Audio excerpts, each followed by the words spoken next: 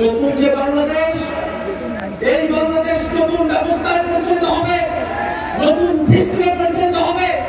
নতুন বাংলাদেশে কোন দুর্নীতিবাজ, কোন চাঁদাবাজ, কোন টেন্ডারবাজের জায়গা হবে না।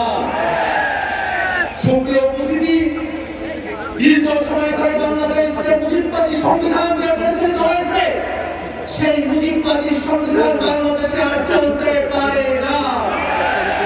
নতুন সংবিধান প্রণয়নের জন্য অবশ্যই বাংলাদেশে গণপরিষদ নির্বাচন আয়োজন করতে হবে।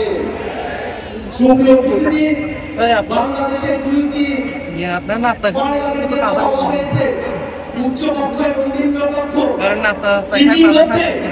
উচ্চপক্ষের নির্বাচনে ক্লিয়ার পদ্ধতিতে দুটি নীতি নির্ধারণ করা হবে। এই দাবির পক্ষে জাতীয় নাগরিক পার্টি এনসিপি সহ বাংলাদেশের প্রায় সকল রাজনৈতিক দল একমত হয়েছে। দুর্ভাগ্যের বিষয়, একটি কি দুটি দলের কারণে ক্লিয়ার পদ্ধতিতে উচ্চপক্ষে বাস্তবায়ন করা সম্ভবপর হচ্ছে না।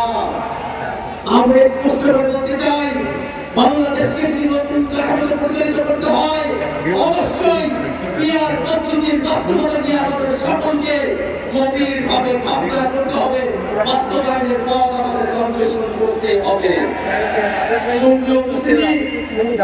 বাংলাদেশে এ যাবৎকালে যে নির্বাচনী ব্যবস্থা আমরা দেখেছি, যে নির্বাচনী কাঠামো আমরা দেখেছি, সেই নির্বাচনী ব্যবস্থা এবং কাঠামোতে বাংলাদেশের সামনে নির্বাচন আমরা হতে দিতে চাই না।